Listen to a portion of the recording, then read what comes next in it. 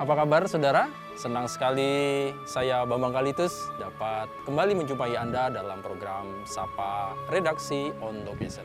Nah, pada kesempatan kali ini saya mengunjungi atau berada di seputaran Pecatu, Badung, Bali, tepatnya di Katolik Santo Silvester Pecatu. Nah, kita ingin mengetahui bagaimana gereja yang tergolong baru ini hadir, gereja, bersosialisasi, dan kemanfaatannya bagi umat dan tentunya juga bagi masyarakat sekitarnya. Pada kesempatan kali ini saya akan menjumpai Romo Paroki Gereja Katolik Santo Silvester, Romo Alfonso. Ikut saya dalam Sapa Redaksi on Location.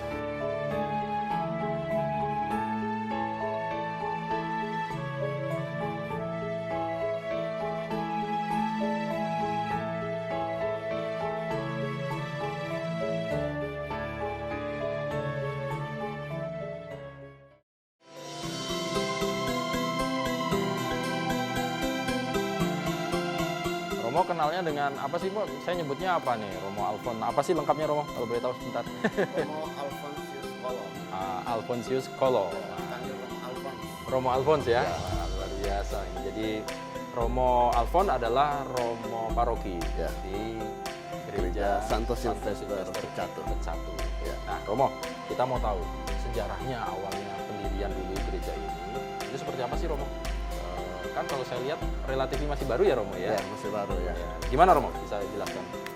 Jadi ketika pura gereja Kristen Protestan, kemudian Islam sudah ada, kemudian Ada kita masjid ya? ada ya masjid, kemudian kita diminta oleh PT Bali Pecatu Graha untuk gereja Katolik kapan bangun. Kemudian kita mulai persiapan karena membangunnya bangun sendiri, biaya sendiri. Jadi pihak Bali Pecatu Graha hanya menyediakan menyediakan lahan, tapi bangunnya biaya sendiri. Oh, boleh. Oke, Ya. sebentar, Romo. Jadi posisi gereja kita ini berada di lahan, Ya. di areal PT Bali Pecatu Graha, BPG. BPG. Ya. Jadi, kalau orang lebih dengar daerah mungkin apa? Dreamland atau Ya, ya Pecatu Indah Resort, Oh, Pecatu Indah Resort. Dreamland. Oke. Dreamland ya. Terus lanjut, Romo. Terus Kemudian swadaya masyarakat sendiri. Kemudian kita akhirnya bersama Bapak Uskup, Monsinyur Silvester San, Uskup Keuskupan Denpasar, kemudian mulai memikirkan untuk mulai membangun gereja di Pecatu ini. Karena jumlah umat yang tinggal di daerah sekitar Jimbaran, Pecatu, Uluwatu ini cukup banyak. Dan mereka kalau misa harus ke gereja Maria Bunda Segala Bangsa Nusa Dua. Cukup jauh. Akhirnya kemudian ada lahan ini, akhirnya Bapak Uskup mulai memikirkan untuk mulai membangun ini. Dan akhirnya tahun 2016 kita mulai aktivitas untuk membangun gereja ini. Pembangunan dimulai tahun 2016. Kemudian kurang lebih 1 tahun pembangunan, dan pada tanggal 30 November 2017 akhirnya gereja ini jadi dan diresmikan, diberkati atau ditabiskan oleh Bapak Uskup Keuskupan Denpasar, Monsinyur Silvester San pada tanggal 30 November 2017 bertepatan dengan penutupan Sinode keempat Keuskupan Denpasar. Waktu itu ada Sinode Keuskupan Denpasar di Paroki Maria Bunda Segala Bangsa Nusa Dua, kemudian penutupannya dilakukan di sini. Jadi semua Romo Keuskupan Denpasar itu hadir semua di pengresmian itu. Jadi masuk ke serangkaian Serangkaian itu, itu. penutupannya ini digunakan. Dan Betul. setelah itu baru ini dibuka untuk umum. Ya, waktu Umat itu begitu. misalnya hari pemberkatannya tanggal 30 November itu, kalau tidak salah hari Jumat.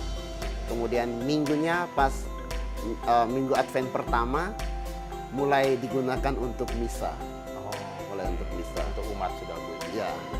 Kemudian waktu itu saya bertugas di Paroki Maria Bunda Segala Nusa Dua. Kemudian saya langsung ke sini, tinggal menetap di sini. Romo Alfon ditugaskan di sini Ya. untuk menggawangi ini, mengawal ini Ya, gereja baru ini. gereja baru ini.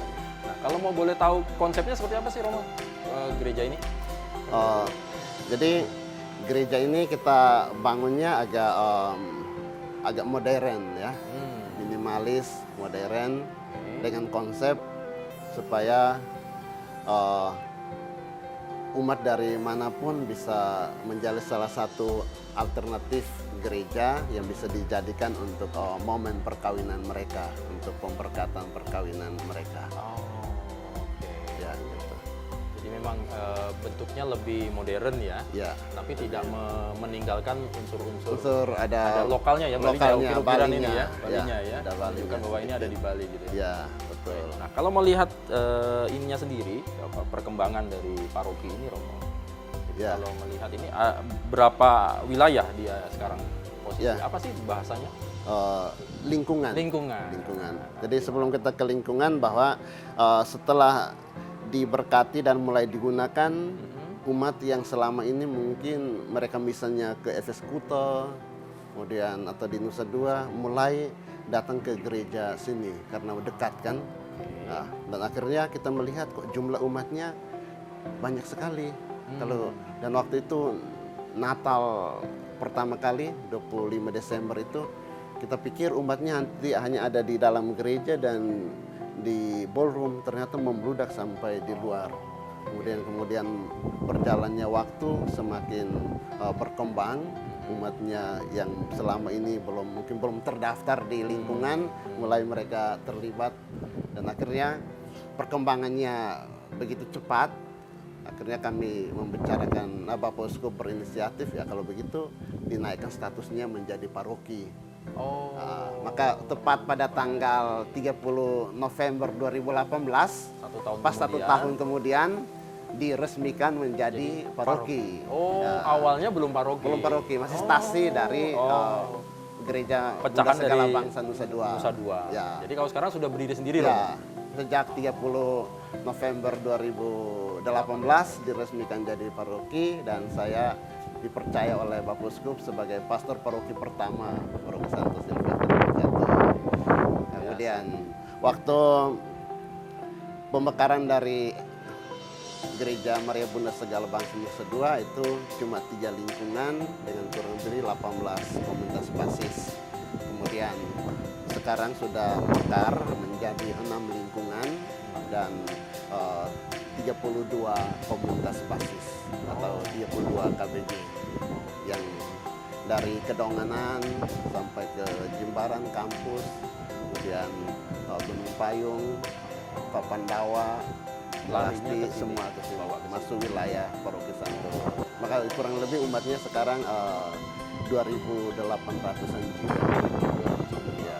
Nah, maka di sini salah satu ikon kerukunan umat beragama di Provinsi Bali ini. Selain di Puja Mandala, di tempat ibadat, nah di satu ini juga ada 6 tempat ibadat karena tambah dengan Konghucu. Dan demikian kita selalu menjalin kebersamaan, kekeluargaan dengan tentang teman-teman di masjid maupun di Kristen Protestan. Dan kalau hari raya kita saling mendukung. Misalnya contoh kecil, misalnya pemakaian lahan parkir. Mereka setiap hari Jumat maupun hari Idul Fitri dan hari raya lainnya, mereka memakai parkiran gereja baik di depan maupun di belakang. Begitu juga kalau kita Natal Paskah, kita juga mau minjam parkir mereka untuk kita parkir. Kemudian nanti ada Idul Fitri, Idul Adha, kita selalu juga bersilaturahmi.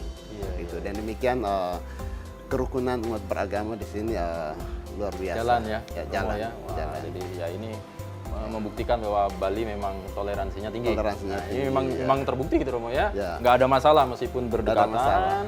Kita saling membantu, Ya. saling mensupport untuk melaksanakan ibadah agama masing-masing. Ya. Romo, aku mau izin, mungkin kita mau masuk ke dalam Romo ya. Baik, ya. Jadi apa? Kalau saya lihat ini megah loh ini, termasuk megah loh. Ya, Nah, kita ingin tahu bagaimana kehidupan umat di paroki ini, apa saja kegiatannya. Ya. Termasuk tadi, kok memang biasanya ada mereka-mereka yang dari luar Bali yang mau nikah, wedding, minta pemberkatan di gereja ini gitu ya. Nanti kita akan bahas itu Romo ya. Ya, ya. Oke, kayaknya kita harus ke sana Romo. Baik, mari. Yuk Romo. Ya. Yuk.